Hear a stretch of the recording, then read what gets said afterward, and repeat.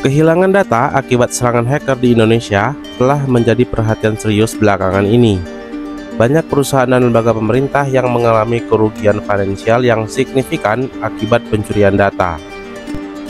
Biaya untuk memulihkan sistem, mengganti data yang hilang, dan meningkatkan keamanan cyber itu sangat-sangat tinggi. Selain itu, ada data pribadi yang dicuri, seperti nomor KTP, alamat, dan informasi keuangan, yang bisa-bisa saja digunakan untuk tindakan penipuan ataupun pencurian digital. Serangan hacker dapat mengganggu operasi bisnis dan layanan publik. Misalnya, jika sistem perbankan atau layanan pemerintah diserang, ini dapat menyebabkan gangguan besar dalam pelayanan sehari-hari. Yang paling serius adalah sektor penerbangan dan imigrasi. Dan tentu saja, serangan cyber ini dapat mengancam keamanan nasional. Jika data yang dicuri berkaitan dengan infrastruktur kritis atau informasi sensitif militer dan intelijen. Hingga kini, pemerintah Indonesia belum sepenuhnya mengetahui asal para hacker ini. Banyak spekulasi yang mengarah ke Eropa, terutama Rusia. Negara yang sedari dulu dikenal melahirkan banyak hacker-hacker hebat di dunia.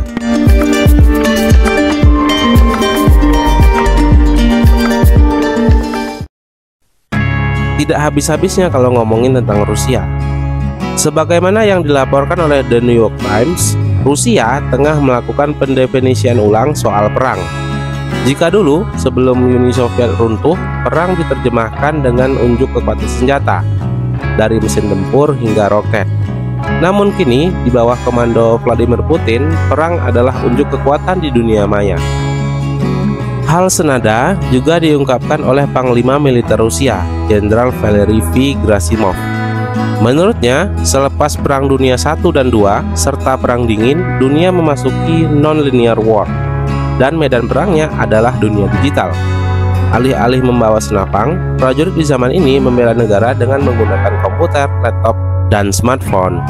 Maka dari itu pula, Sergei K. Shoigu, Menteri Pertahanan Rusia, mengatakan bahwa Rusia kini tengah mencari bibit-bibit programmer handal. Bukan cuma pemuda-pemudi yang baru lulus kuliah, akan tetapi juga para penulis coding yang potensial, termasuk juga yang tersangkut kasus hukum alias hacker atau pertas. Dunia pernah dikejutkan dengan seorang yang bernama Evgeny Mikhailovich Bogachev yang membuat kerugian hingga jutaan dolar dan mampu mengkontrol sedikitnya ratusan ribu komputer. Dia juga dikenal sebagai salah satu pembuat malware yang mematikan, yaitu Game Over of Zeus.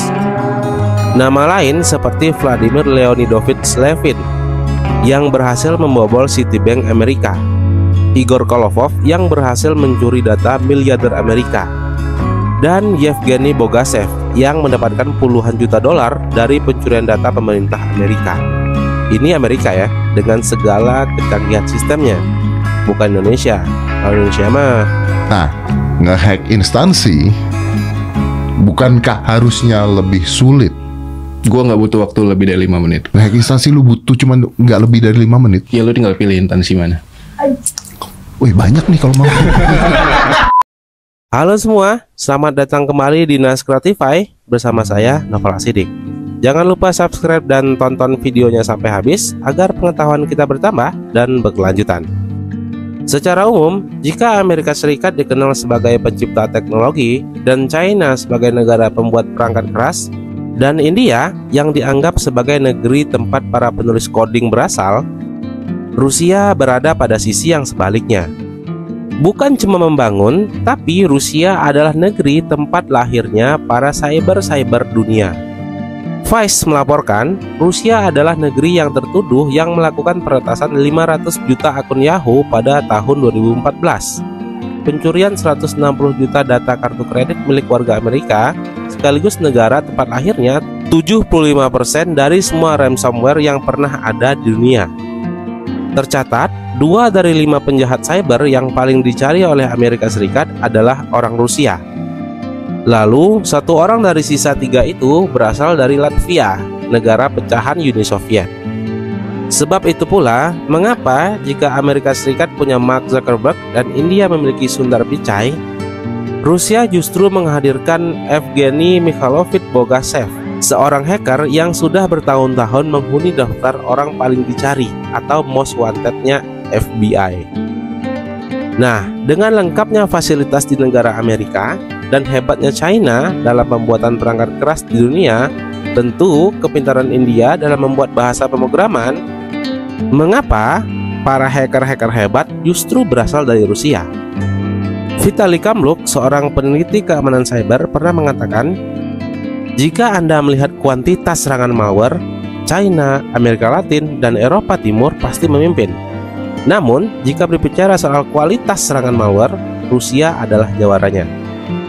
Kehebatan orang-orang Rusia dalam perkara melakukan serangan cyber, menurut Dorothy Denning, profesor emeritus di bidang pertahanan, dapat dilihat dari sistem pendidikan teknologi informasi mereka, khususnya di bawah naungan Uni Soviet, yang memang terhitung sangat-sangat baik. Berpuluh-puluh tahun lamanya, Soviet membangun reputasi yang baik soal urusan teknik. Foreign Policy melaporkan bahwa Soviet punya dua pendekatan terkait hal tersebut pada dekade 1930-an dan 1940-an untuk menciptakan suatu proyek yang dibutuhkan sesegera mungkin. Soviet tinggal menangkap orang-orang yang telah terbukti hebat di bidang teknik dan memaksanya untuk melakukan pekerjaan yang mereka inginkan. Namun, dalam kerangka jangka panjang, mereka membangun sistem pendidikan yang mumpuni.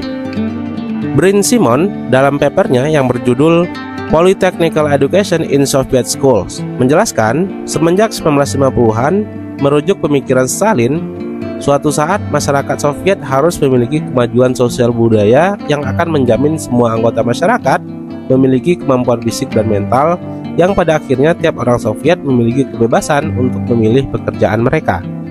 Maka pada dekade itu Soviet mengubah sistem pendidikannya. Pendidikan dasar yang dulu hanya dilakukan selama 7 tahun, alias dari bocah umur 7 hingga 14 tahun menjadi 10 tahun, atau dari umur 7 hingga 17 tahun. Dalam 5 tahun pertama dekade 1950-an, Soviet melakukan gerak cepat pembangunan sekolah. Dari lebih dari 1.000 sekolah di awal 1990-an menjadi 4.000 sekolah hanya dalam 5 tahun, atau dalam kerangka 5-year plan. Di tahun-tahun awal anak-anak Soviet belajar, mereka diperkenalkan banyak bidang studi, seperti sejarah, geografi, sastra, bahasa asing, fisika, kimia, biologi, hingga matematika. Tetapi, di tahun-tahun penghujung masa sekolah, anak-anak Soviet difokuskan untuk belajar bidang teknik dan sains, khususnya untuk belajar fisika dan matematika. Andrei Soldatov, dalam bukunya yang berjudul The Red Web, menjelaskan, Soviet juga sangat gencar melakukan aksi penerjemahan buku-buku bacaan sains dan teknik asing ke bahasa Rusia. Program itu bernama Samizdat. Atas rancangan sistem pendidikan yang baik itulah, kemudian lahir institusi pendidikan yang juga mumpuni. Ambil contoh seperti Kurchatov Institute, perguruan tinggi di mana Igor Kurchatov, salah satu akademisinya, sukses menciptakan bom atom pertama Soviet. Lalu, pada dekade 1980-an, masih merujuk dari bukunya The Red Web, Alexei Soldatov merevolusi dunia pendidikan Soviet melalui posisinya sebagai direktur pada Computation Center Kurchatov Institute. Soldatov membentuk tim mengadaptasi sistem operasi Unix buatan Bell Labs Amerika Serikat untuk digunakan Soviet sebagai sarana pembelajaran. Dari tangannya pula, Soviet akhirnya memiliki komputer super pertama, IS, dan sistem operasi pertama yang bernama Demos. Dan pada 28 Agustus 1990, Soviet juga dapat terhubung secara real-time di tataran global melalui lahirnya internet dan bekerja sama dengan University of Helsinki, Finlandia.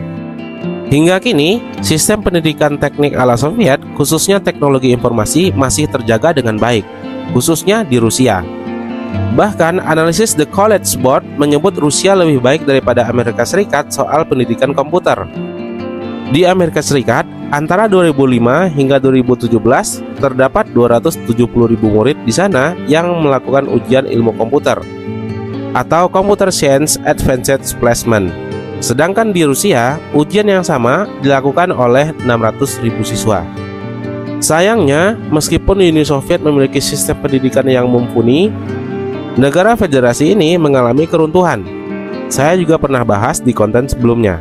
Negara-negara pecahan Soviet masuk ke situasi ekonomi yang tidak menentu. Alexei Krushanov, Pembuat perangkat lunak asal Belarus menyebut ketika Soviet runtuh, sangat banyak rakyat mereka yang memiliki akses pada komputer dan tahu bagaimana mengeksploitasi berbagai cara untuk menggunakannya. Maka, tak kala orang-orang ini tidak memiliki pekerjaan akibat negara mereka yang ambruk, mereka beranjak ke sisi gelap internet, tujuan untuk mendapatkan uang. Soviet memiliki komunitas orang-orang teknik terbesar di dunia yang mendukung industri militer Soviet yang kompleks.